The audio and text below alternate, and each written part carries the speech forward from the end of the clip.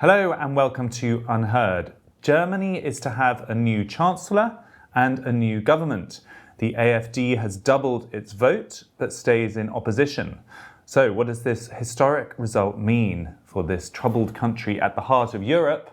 We're joined by Katja Hoyer, astute observer of her own country's politics and author of Beyond the Wall, the definitive account of life in East Germany, which, as we're about to look, voted this past weekend for the AfD in almost every district. Welcome, Katja. Thank you. So, headline result, good for the AfD, I guess good for the Conservatives, but not as good as perhaps they were hoping. What do you think the kind of key first message is? What should observers from abroad understand from these results? I think the key thing to understand is that there has been a shift towards the right, particularly on immigration and on economic issues. So if you take the vote of the centre-right party, the Conservative Party and the AfD together, you basically end up with a majority for a very different kind of politics. The thing is, though, because of Germany's past, it's very, very uneasy about kind of politics further to the right than conservatism, and therefore there is what people call a firewall in place. So basically all the other political parties won't work with the AfD, won't form a coalition with it. So even though now the Conservatives have won on a manifesto of very strict immigration rules and on a more libertarian kind of economic policy, they will have to find a left-wing coalition partner to do it with. And that's most likely the current ruling party, the Social Democratic Party, which has spectacularly lost in this election. You'd really have to go back to the 19th century to see results as bad as this. And yet, they won't be punished for this in the sense that they'll be out of government.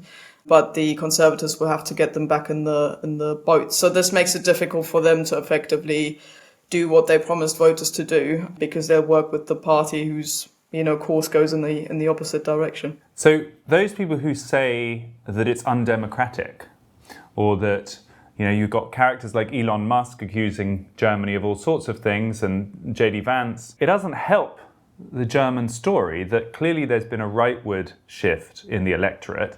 As you say, the Conservatives plus the AfD make up a clear majority, and yet that apparent will of the people is not going to be executed. We're going to go in the other direction, back to a kind of grand coalition of centrists, it looks like, with the SPD, which is the centre-left party, plus the Conservatives.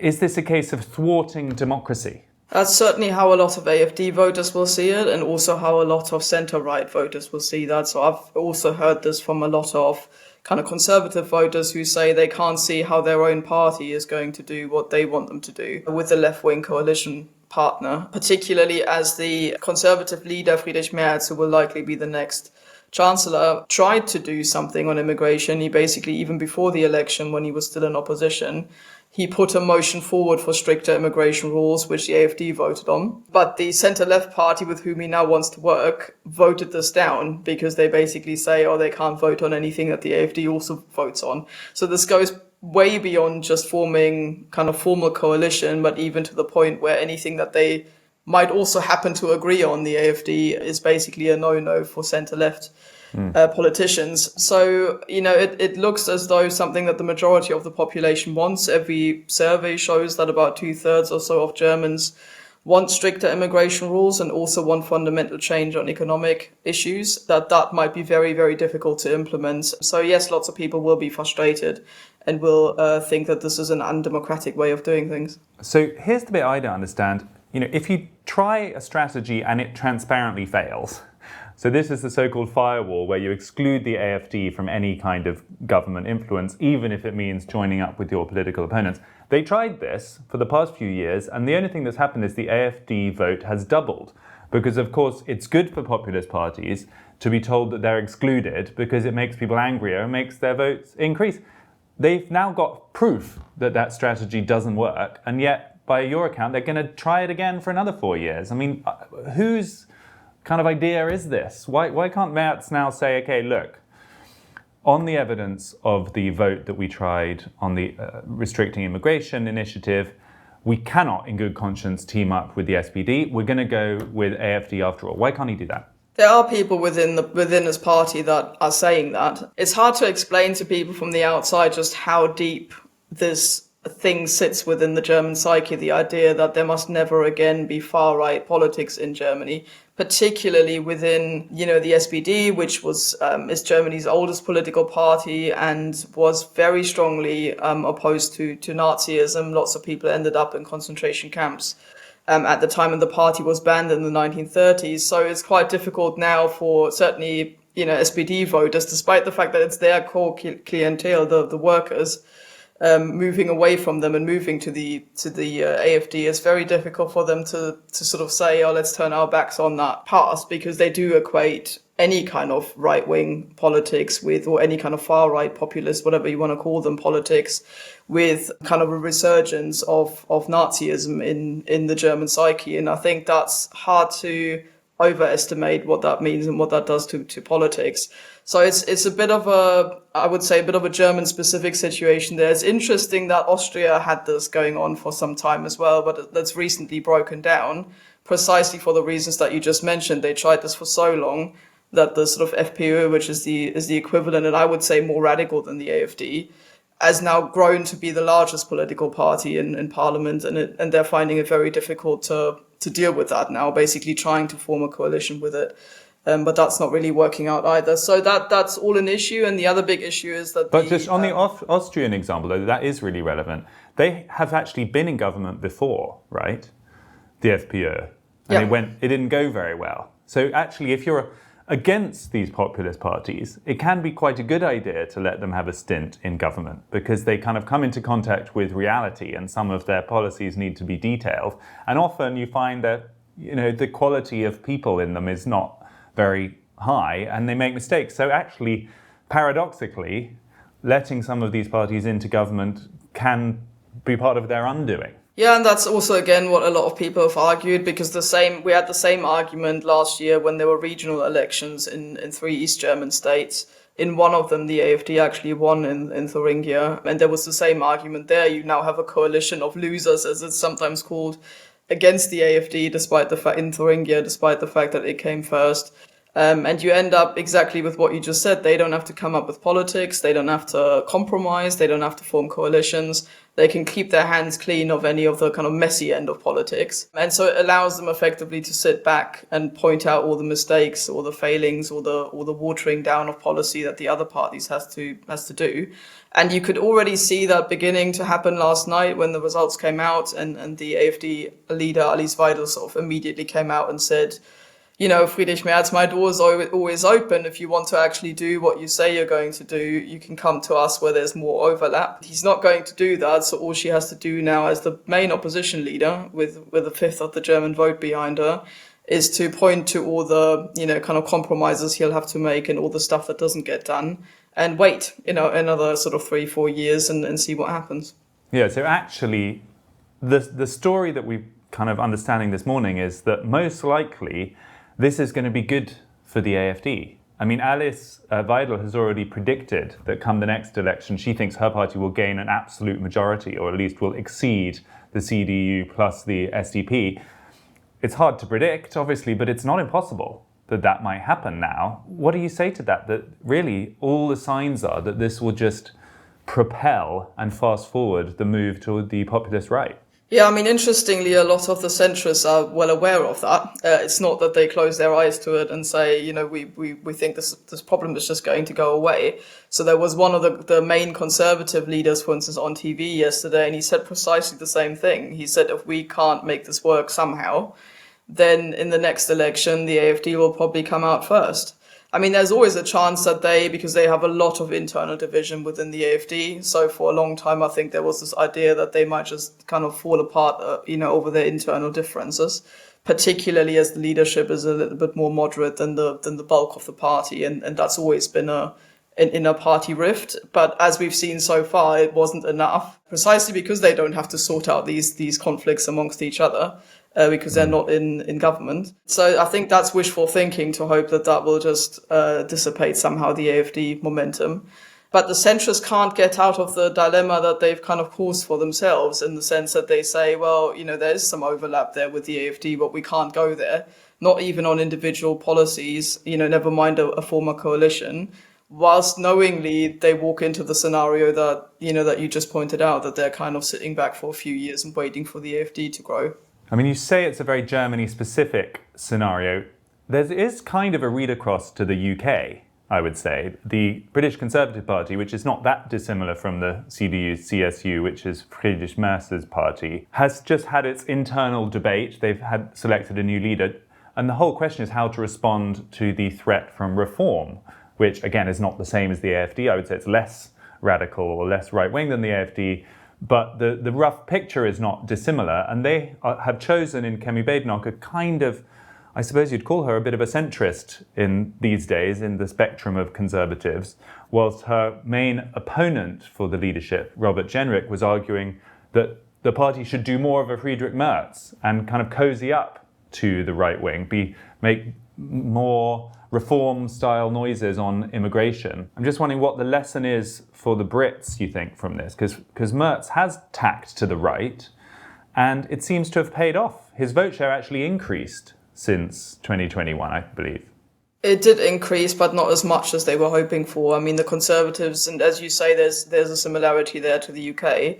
They were the main party, certainly since the Second World War. They've kind of run West Germany and then the unified Germany for most of the time. And they used to get well over 30%, usually even close to or above 40% of the vote. And that is their natural potential, I would say, in what is still quite a conservative society, as in small c conservative, socially conservative. So really that there's a question there, why didn't they go at least beyond 30%? I mean, this has been, in terms of surveys, this has been the most unpopular government in Germany's post-war history, and that's saying something.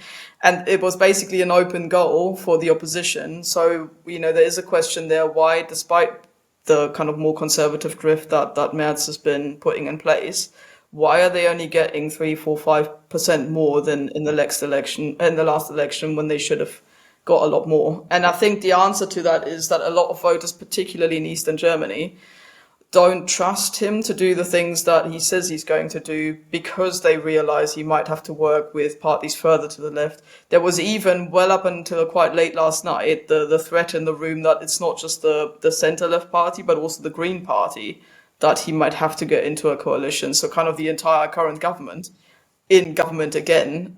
So many voters turn specifically to the AfD to sort of say to the Conservatives, we don't trust you anymore to be conservative. And that's an issue that's difficult to solve when they're putting themselves in a position where they're going to have to water down what they said they're going to do, and voters know that, of course. And particularly in the East, where there's less of a history with the Conservatives, less of a positive history there. How much of it is about Merz himself? What kind of guy is he? Because we've had some of our contributors saying that, he's making radical noises about immigration, but really, he's a corporate guy. He used to work at BlackRock. He goes back decades. He's a sort of establishment, continuing order of things person, really, in his heart. What's your assessment of him? Yeah, I think that comes quite close to it. Because he's been around in German politics for so long, it's quite hard then to come out and say, I'm the fresh new face that you're looking for, when he's just been around for decades. I mean, he's basically Angela Merkel's old rival, which could work as a positive because he can kind of realistically say, unlike many of his colleagues, I didn't carry that policy of 2015 in the way that Angela Merkel responded to the refugee crisis. He was quite skeptical and critical of that at the time. So he has got a bit of credibility there to say, I'm genuinely conservative. He was to the right of Merkel back then, at least.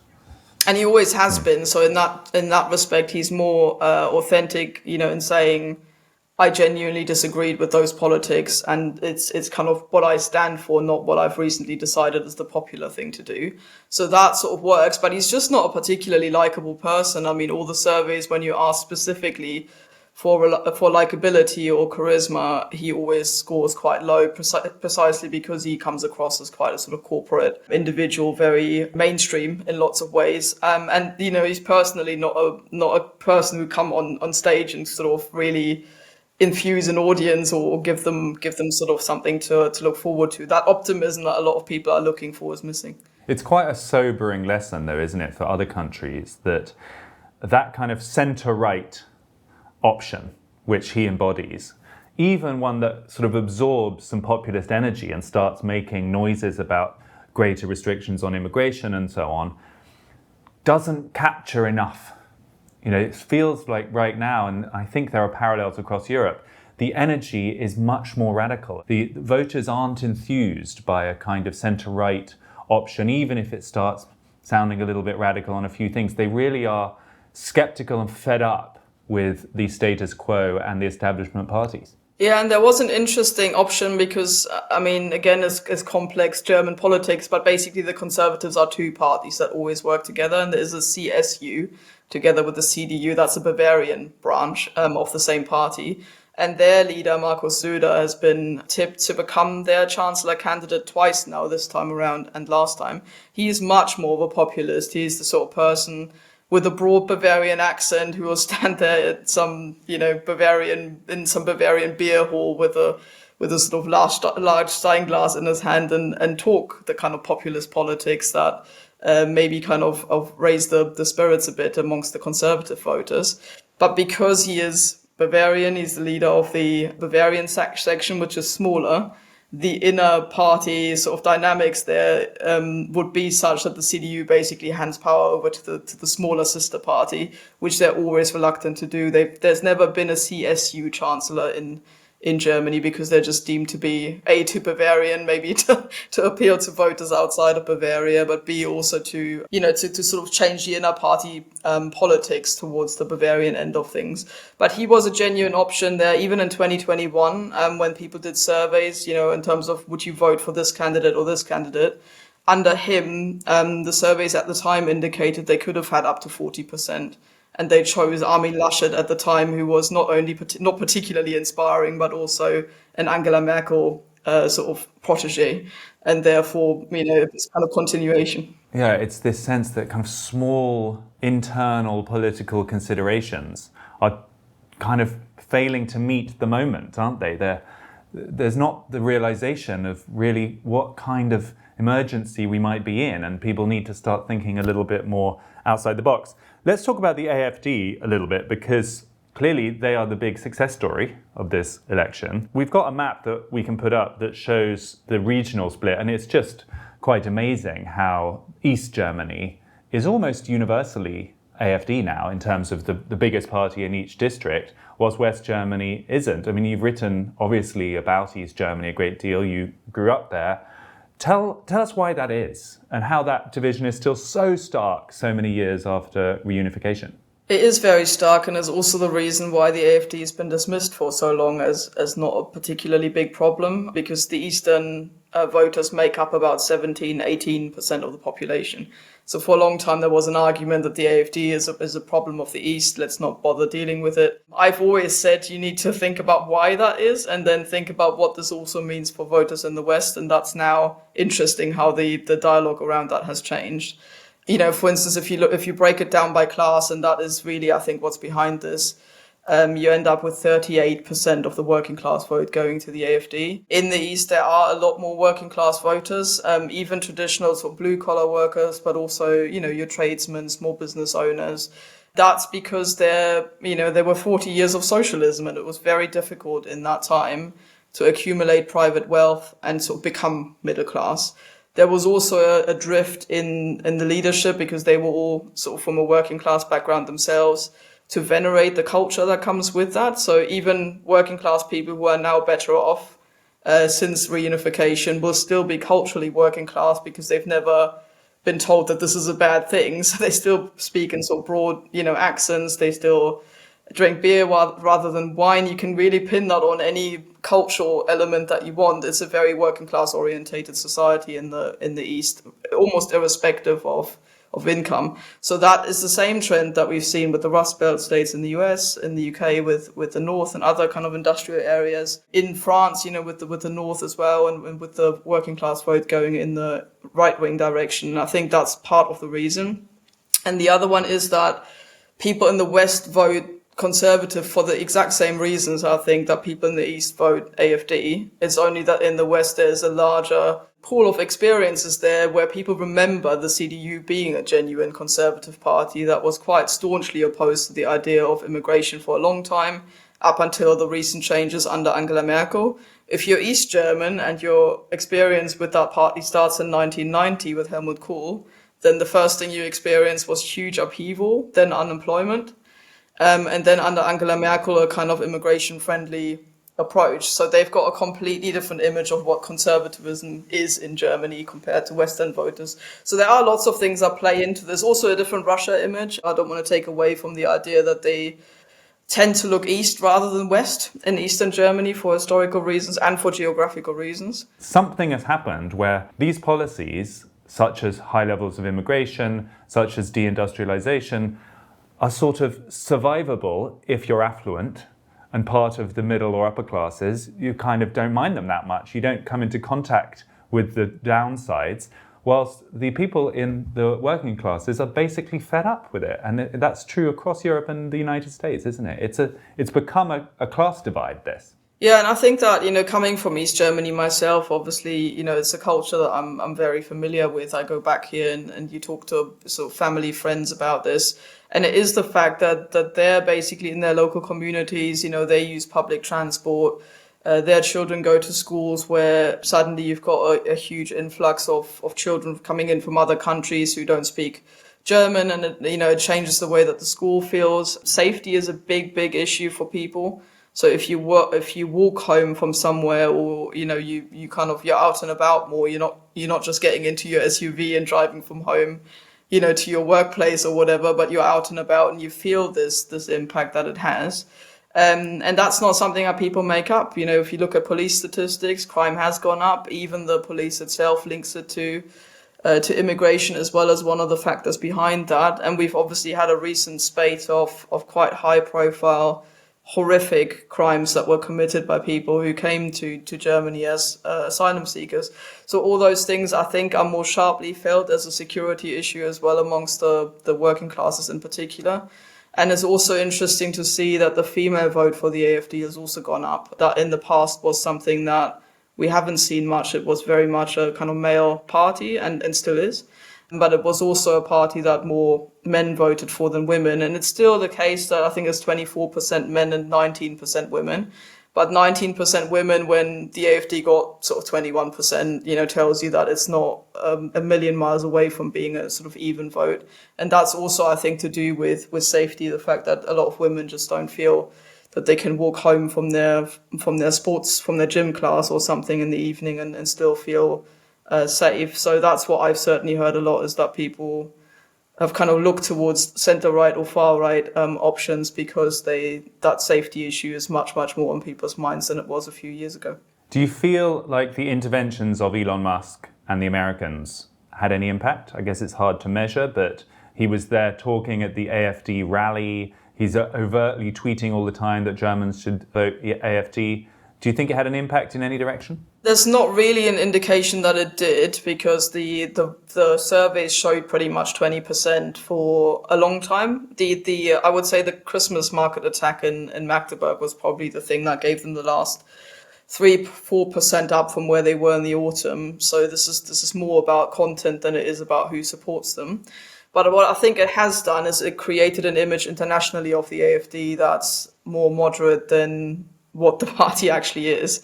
Because ultimately, if you're a libertarian and you look at Elon Musk as a successful businessman, then, it's kind of the idea that he supports a party like that. So it can't be that extreme. And Elon Musk obviously talked to the people who can speak English. And that's first and foremost Alice Weidel, the leader, who comes from a business background herself and was part of the early intake of the AfD in 2013, when it was a libertarian Eurosceptic party, not first and foremost an anti-immigration party. And so she's been able, being able to speak English quite well and sort of being able to go out there and present that image of the AfD. She's been able to shift, I think, the international reputation of the party quite a bit.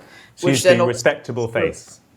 Exactly. And that, has an impact on party donations and those kinds of things, certainly. So what is the AfD policy on immigration? Because sometimes you hear this word remigration that is talked about on the online right a lot, definitely, which is this sort of new word. I guess it's a taboo and it's not used very much in the UK, but it basically means sending people home. Is that the policy of the AfD? That's an interesting question, because it is a term that comes out of the far right, the Central European far right, mostly shaped by Austrian sort of far right intellectuals and people who've sort of written books about that. And it's really about mass deportation. So the idea that even people who've lived in countries for some time but are culturally and sort of socially not integrated, they would also fall under the umbrella, whether they've got a status that allows them to stay or not. And that's more radical than, say, the Conservatives, for instance, would be happy with. And it's also more radical than the leadership of the AfD was clearly comfortable with, certainly from a political point of view, because they tried to take it out of the manifesto. So if you look at the draft AfD manifesto, the first version, they'd taken the term remigration out of it. And then they had a party conference in January, and the leadership voted overwhelmingly to put it back in. Right. Remigration is in the manifesto of the AfD. It is in the manifesto now because the membership put it back in. And what do they mean by it? How is it explained? Does it mean allowing people to go to their country of origin? Does it mean forcibly expelling people who commit crimes? Or does it mean people who have already become citizens being asked to leave? I mean, for me, that's a very important distinction.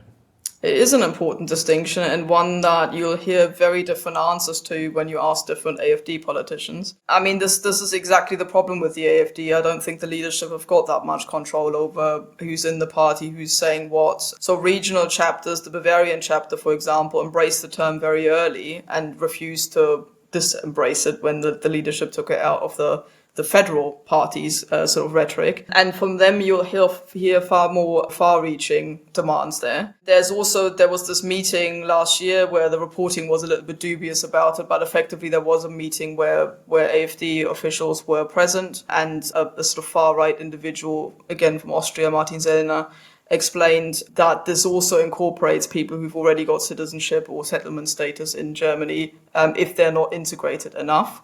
And the fact that AfD politicians were present there doesn't necessarily mean that this becomes AfD policy as such, but it makes it not entirely clear what they would actually do if say they were in power and didn't have to compromise, because people within the party have got quite different ideas on what that involves. I mean, that's really the nub of it, isn't it? And it's notable that Nigel Farage's Reform Party here in the UK is very clear that they do not favour remigration. In fact, he's had the same issue that's made him unpopular with some parts of his own base, but he has really distanced himself from that policy. But to hear what you're saying, it sounds like it is ambiguously part of the AfD platform, even potentially for people who have settled status or citizenship. Let me just come on, because I know we're going to run out of time otherwise, to some of the other small parties, because it turns out they might play quite a significant role in the coming years. So Die Linke, the left-wing party, kind of had a good night overall. I think it ended up with 8.8%, but which is 64 representatives in the parliament, pretty decent. And crucially, correct me if I'm wrong here, but Die Linke plus AfD within the parliament, because of the failure of the Sarah Wagenknecht party, which was supposed to be this new sort of horseshoe left-right crossover party, didn't make the 5% threshold, so she won't get any MPs at all. But as a result of that, Die Linke, the left, and the AfD get more than the third of the representatives, which means they can block constitutional changes and they can block any changes to the debt ceiling. Have I got that right? And tell us what that means for politics going forward. Yeah, I mean, that is correct. What I would say is that there was a reason why Die Linke and the BSW, that conservative left-wing party, why they split. They used to be in the same party. And that is because, as you say, the BSW tried to do the horseshoe thing. So they did actually have some overlap with the AfD. And they, especially on immigration, where they were quite conservative. So they could have done that. And I think they might have been tempted to do that as well. So for instance, when Merz introduced some kind of, measures to tighten immigration rules, they actually considered voting with them. And that was quite interesting. Whilst Die Linke has actually grown, because they've made it 100% clear that they would not have anything to do with Merz. They are basically left-wing in the sense that I would say the Corbyn wing of the Labour movement in the UK is all momentum or basically left-wing politics in that identity politics kind of way, not traditional trade unionist sort of thing, but more on the woke side, if we want to call it that. So they've actually taken their votes, I think, largely from the Green Party and from the SPD, where particularly younger voters weren't keen on the idea that they might have a coalition with the very conservative Party. So really, I don't really see them working together with the AfD on anything, because that is precisely the platform that they've created for themselves, is that they are sort of the Antifa bloc, if you will, of politics in Parliament. So if anything, I think they will try and disturb the process, maybe from both ends, but in different ways. But, I mean, I'm getting this also from Wolfgang Munchau, who is our columnist here at UnHerd, who's just written a piece about this. I mean, the observation he makes is that if one of the big problems Germany faces in the coming years is this basically fiscal crisis, that they have very strict rules as to how much they can borrow and how much they can spend, and it means they're in a kind of straitjacket. So they can't invest, they can't solve some of their major internal problems because they're not allowed to constitutionally. In order to change that, you would need more than 2/3 of the parliament. And from what he says, neither Die Linke nor the AfD are going to be very keen to give him permission to change those rules if it means borrowing more to give to the military, because neither of them really favour that. No, that's true. Again, for different reasons, because the Linke doesn't want the military to be beefed up. They're kind of very much on what they would see as the pacifist end of the spectrum, very anti-military, very anti defense budget. But for the AfD, it's more of a libertarian thing. They basically want to be fiscally conservative and cut welfare spending in other areas rather than borrow more money. The thing is that there's a huge section within the Conservative Party that thinks the same way. I mean, it was the Conservative Party who introduced this so-called debt brake and put it into the constitution under Angela Merkel at the time to make sure that Germany doesn't overspend. I'm not entirely convinced that Merz would be able to pull the Conservative Party itself, his own party itself, along with the idea of increasing borrowing beyond what is allowed in the constitution. So this would be an issue either way, I think, because there are so many people in parliament who don't really want that. So to sum up for us here, it's not a great day, it doesn't feel like, for Germany. In fact, it feels the opposite. It feels like the crisis that we've seen in that country, which is so much the heart of Europe, it's the powerhouse of Europe, is only likely to get worse, because the new recipe is even more kind of stagnant than the old one. And we're back to this grand coalition idea, which is really what Angela Merkel was dealing with for years. And it led to all of the wrong policies. And it led to this sense that the technocrats, the soggy centrists, are kind of blocking the will of the people. And it just feels like that's most likely will get worse now.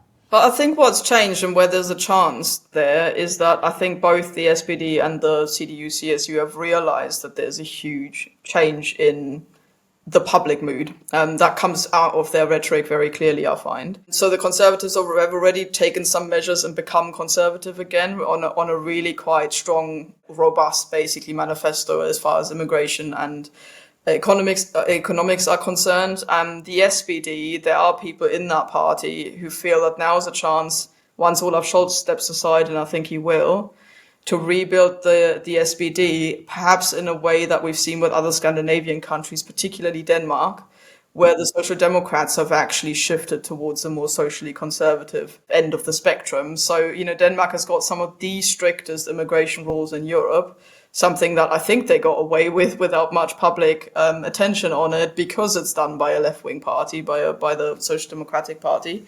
And their Prime Minister, Mette Frederiksen, actually says she does these things because she is the leader of the working class party. And when she took power in 2019, she said, it's basically, it's not you, it's us. We have moved away from you, working class people, and now I'm moving the party back there. There is a chance, although it would take a lot of metal for any leader to do that in the SPD, to move the SPD in that direction, and then work with the CDU on kind of a more moderate version of what voters want. Whether that will happen or not remains to be seen, because even last year, after a horrible attack in Solingen, where 3 people were murdered, the SPD leadership tried to toughen immigration rules, and it was their own party base that was rebelling against it because they basically turned more left wing over the years. But there's an option there for centrists to become centrists again in the actual sense of the word, and that they're representing the center of society. So long as they can adapt to where people are, that might work. They've got 4 years hopefully to do that, but we'll see whether there's the will to do it. That's the positive note I was looking for, I guess, because that might be the light at the end of the tunnel. You know, if the centrists kind of learn some lessons, and as you say, the lesson from Denmark is really interesting there. Katja, thank you so much for your time today. That was fascinating. Thank you. That was Katja Hoyer, author of Beyond the Wall, this amazing book about East Germany, which I would strongly recommend, giving us a really realistic and thorough sense of what Germany's historic election results might mean for that country and for Europe more generally. Thanks to her. Thanks to you for tuning in. This was UnHerd.